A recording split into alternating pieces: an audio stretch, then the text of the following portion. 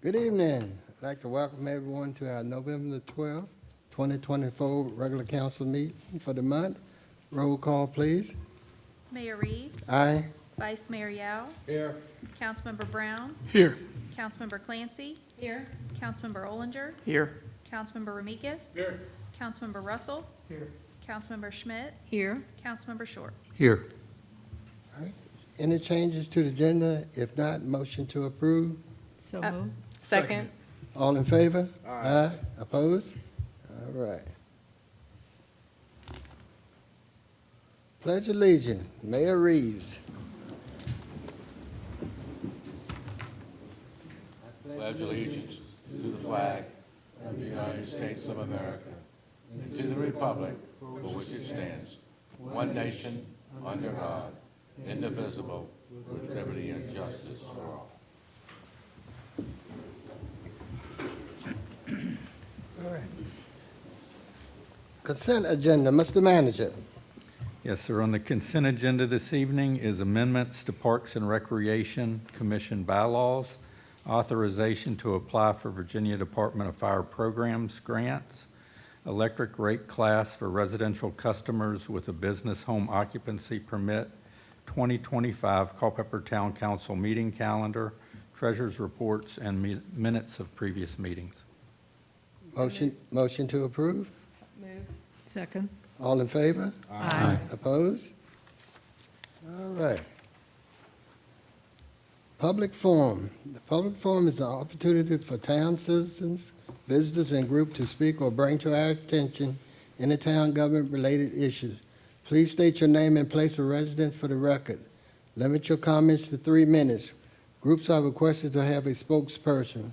Is there anyone who would like to speak this evening? Yes. Come on forward, sir. Hello, Gerard Weatherby, Elmwood Drive. I wanted to speak about the penalties for inoperable vehicles, specifically because according to the Star Exponent, one of the definitions is any vehicle that does not have tires for more than 60 days. My wife and I own a 3-season camper, and as part of the winterization process for that, we will typically take the tires off. If you're not familiar with trailer tires, they tend to age out rather than wear out, and exposure to air and sunlight is what ruins them. And so Goodyear actually recommends you take them off the trailers, stick them in plastic bags, and store them for the winter. And if I did that, then I would be technically in violation of the ordinance as I understand it, even though the trailer is perfectly fine and could be operated within 10 minutes notice by putting the tires back on and pulling it back down the road. So I'm asking the council to rethink the wording of this such that this special case that I have would not, so I wouldn't be breaking the law by having my trailers, my tires off the trailers for a couple months because we're not going camping in January. So thank you. Thank you. Thank you.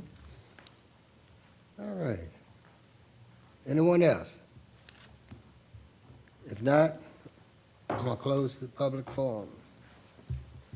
Ordinance amending Chapter 24 related to sanitary sewer lateral, second reading. Jim.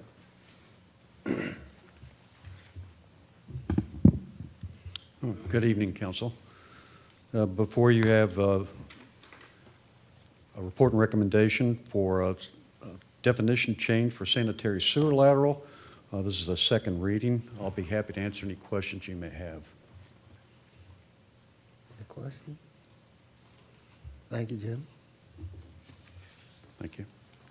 Motion to approve? So moved. Second. Any discussion? Roll call, Madam Clerk. Councilmember Brown. Aye.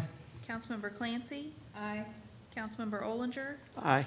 Mayor Reeves. Aye. Councilmember Ramikis. Aye. Councilmember Russell. Aye. Councilmember Schmidt. Aye. Councilmember Short. Aye. Vice Mayor Yao. Aye.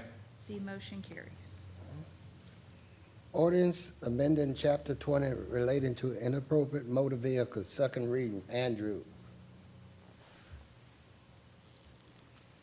Thank you, Mr. Mayor.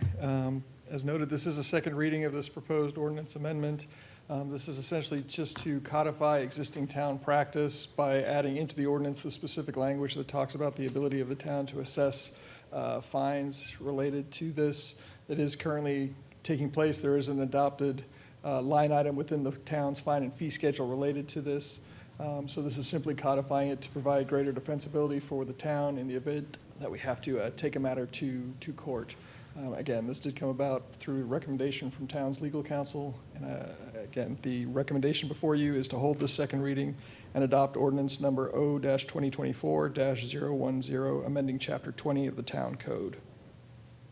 Happy to take any questions council may have. Any questions for Andrew? Mr. Mayor, just one quick one. So, Mr. Hopewell, I think during a committee meeting, we were talking about this recently, and there was some concern not knowing what the boundaries were for the civil penalties. Has your office had a chance to stipulate or define those in greater detail, what the residents could anticipate with regards to penalties in this? So it's a $50 per day fine that's associated with it. Again, in the vast majority of these instances, these situations are able to be resolved long before we're actually assessing any fines. We start out by sending out a courtesy notification. And there are steps that can be taken to essentially address these without necessarily even remediating the vehicle. Things as simple as a car cover can be utilized to obscure the visibility of these that would bring them into compliance with town code. So for example, like, let's say you got a project car that was parked in your driveway. It's obviously not operable, but it's not necessarily an eyesore. Putting a cover over it would clear you within the code by covering it. Correct. The town would not be able to establish that it was an inoperable vehicle at that time. Yes, sir.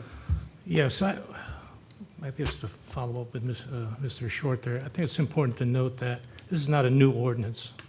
It's been on the books since 1991. I just happen to have a copy of the town code from there.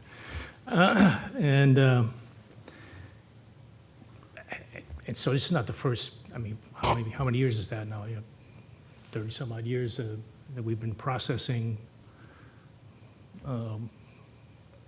complaints of vehicles. I think it goes back to not having a trailer necessarily, but a car on blocks on the front lawn of somebody's yard. So this is not a new issue. There's a process, I'm sure, that the staff goes through. You don't just call a wrecker right away and, tow everybody off. So it's just that thing that's not even added. It's always been there about being able to collect the fee, like the towing fee or whatever it is. It becomes the responsibility of the owner of the property, and that's just being clarified. I mean, it's always been there since 1991, so nothing's really changed. I don't see any draconian thing going on here with this update. Thank you. Anyone else? John? I wish our attorney was here tonight, but maybe you can answer, Mr. Manager. If I wanted to add an amendment to this, to basically make this fine amendment only applicable to 2 or more vehicles. So if you've got a project car, or if you've got an RV, those would still be okay to have the tires off or what have you. But if you have 2 or more, then it's, consider that the ability to fine it. Would we have to go back into the existing language to change that, or would you just associate it with just the penalty portion of it? Does that make sense? I think it would be more clear to go back into all of the language and change it, because otherwise you have language that says that it's a violation if it's more than 1 vehicle, but that we're only going to charge a fine if it's more than 2. But if that's your desire to do that, council could do that. I just think it would make the ordinance somewhat unclear as to why are we only allowing 1, but we're going to set our penalty based on something else. But I think legally, I think it's your right to do that. as a council. Okay. Thank Go you. ahead. As is there just wiggle room for situations like the gentleman said, or like someone else said about if it's the project car? I mean, do we need to change anything, or can we just, how do you usually handle those things? Again, we're a complaints-based zoning enforcement, so we don't even begin to investigate a situation unless we receive a complaint from usually an adjoining property owner. At that time, our zoning inspector will go out and view the site, view the vehicle in question, and ascertain whether or not it does meet our definition of an inoperable vehicle. If it does meet it, we send out a courtesy notification to the property owner, and we'll meet with them if desired, seeking to try and remediate the situation in whatever manner is most appropriate.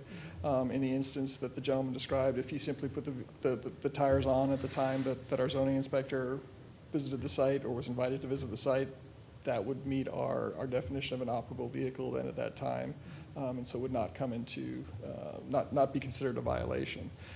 If we don't receive a response or we don't receive any compliance from the property owner at that time, we would issue a notice of violation, which would give them a firm timeline in which to respond and to remediate the situation. If, again, they fail to do that at that stage, we would start then the legal process with them.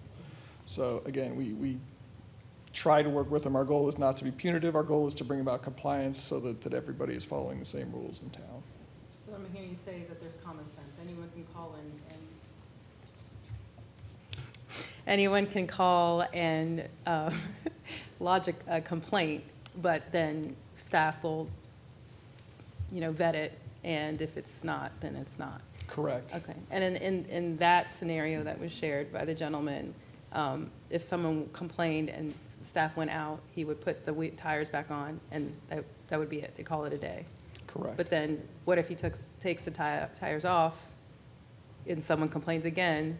Does that repeat the cycle, or is it once you know what the issue is? Again, using that common sense approach, we would presumably have established a relationship rapport. We'd be able to explain the situation to those complaining at that stage as well, that this is a case of a winterization of the vehicle. The vehicle is operable and is able to be roadworthy within the 10 minutes that was described there. So then we don't really need to change anything, and just to make aware, and the citizens aware that just because a complaint is lodged doesn't mean that if it's truly not inoperable, then they'll be fine. Correct. Okay, thank you. Anyone else? Thank you. Motion to approve. So moved. Second. Any discussion? Mr. Mayor, I make an amendment to Section A, where it says any motor vehicle. I would like to change that to 2 or more motor vehicle.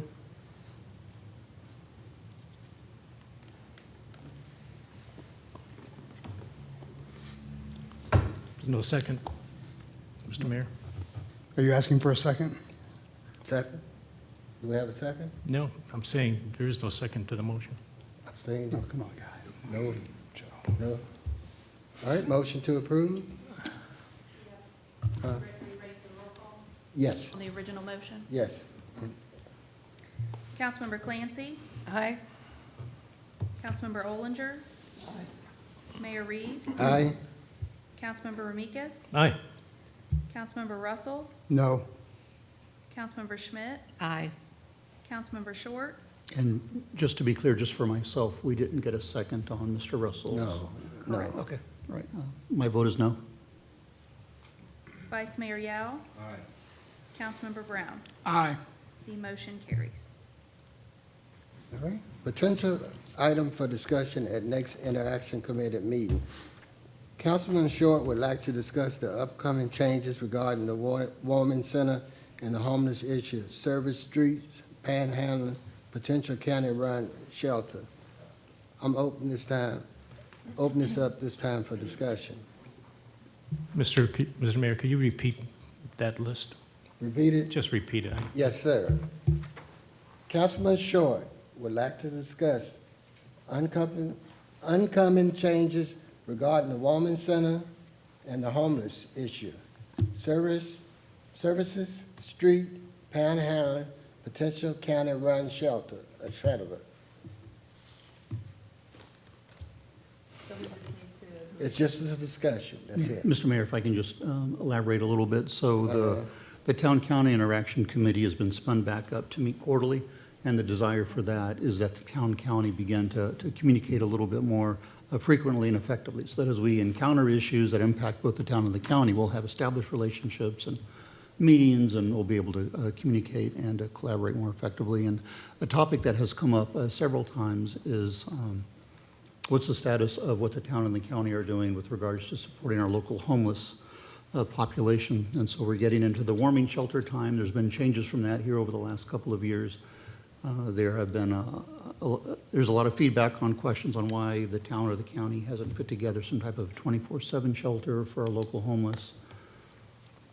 I think there's a suggestion from the county perspective right now that both of the town and the county contribute financially towards the warming shelter as it's currently being operated. So there just seems to be a lot of questions and concerns. We don't have another opportunity really, or a forum that we can talk to the county about something like this. So that's the catalyst for providing this on our local agenda here.